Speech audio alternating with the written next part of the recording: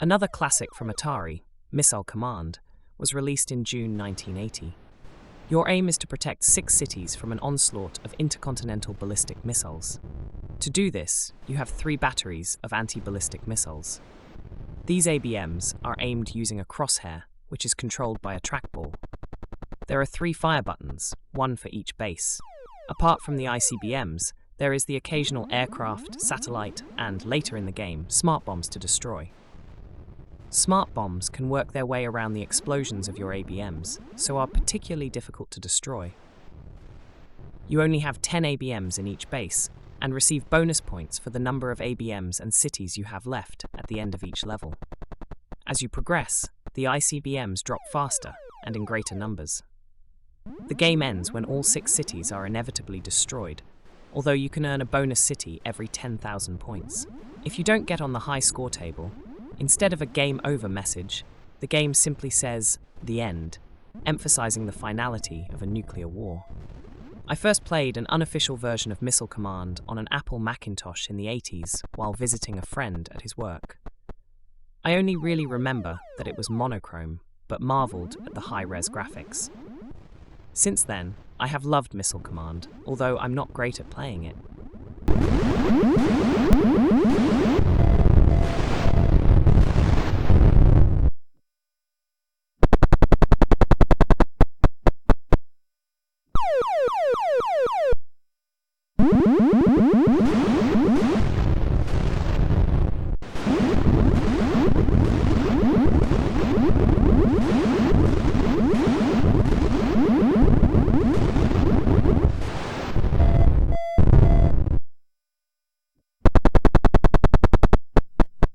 All the near-contemporary conversions, i.e. in the same decade, were only for Atari machines. There were a couple of other late conversions for the Atari Lynx and Nintendo Game Boy that came out over 10 years after the original. The first conversion I will play is for the Atari VCS from 1981.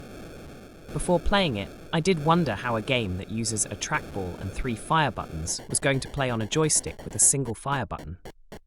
The answer is not bad at all. Although you still defend 6 cities, you now have 1 base in the center from which to fire your missiles. The control of the crosshairs, or line in this version, using a joystick is pretty good. Not quite as good as a trackball, but still good. Obviously, all missiles come from the center base, and again, is well done so you don't even notice it after a while. Sound and graphics can't hope to compete with the coin-op, but are still decent enough for a VCS. I like it.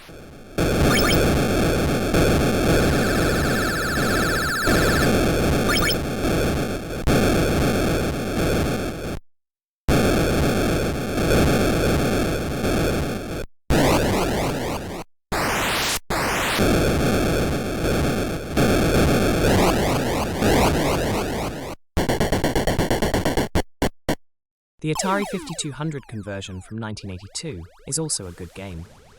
It takes the same single base concept as the VCS and adds a few bells and whistles, such as graphically counting remaining missiles and cities between rounds. It also has the flashing "The End" game over screen. If it looks like I'm making some strange shots in the gameplay, it's because the emulator controls were a bit janky. This is no fault of the game itself.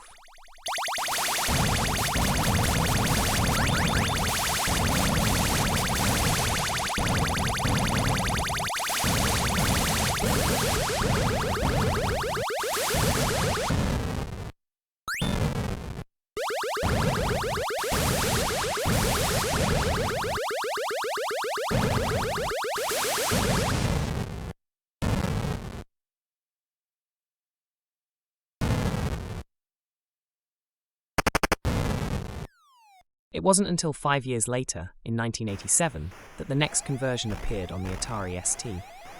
Around this time, Atari released a few conversions of its classic arcade machines for the ST, but not for the Commodore Amiga. The ST version of Missile Command has 2 bases, each controlled using the mouse buttons. I have to say I prefer using the mouse to the trackball on my arcade cabinet. Graphically, if not sonically, it is the best version here. Original arcade machine included.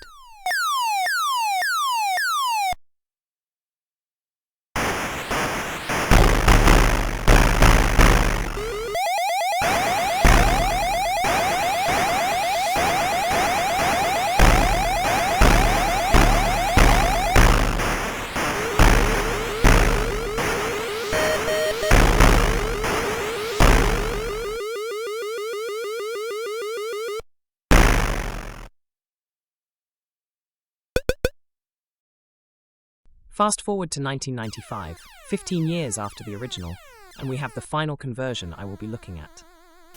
This one is for the Nintendo Game Boy handheld console with its monochrome LCD display. Like the ST game, it has two bases, using the A and B buttons to fire, while the D-pad moves the crosshair. The cities are now a real-life city with landmarks in the background. The city changes every couple of levels, sound is good, and the graphics are as you would expect. Missile Command is mostly let down by the explosions that linger too long. Also, I don't know how I'd cope playing a game on something with a screen less than 2 inches across.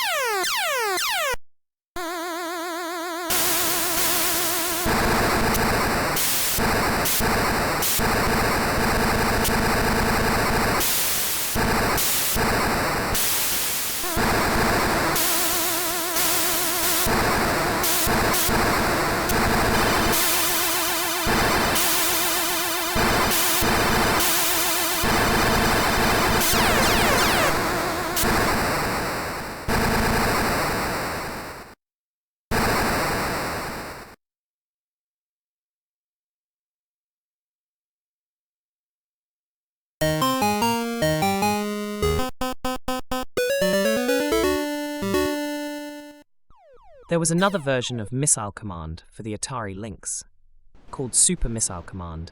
It offered money bonuses for defending cities, allowing you to buy things such as upgraded weapons or more missiles. It felt too far removed from the coin-op to be included here. I will leave you with some gameplay from the original game. Until next time, cheerio.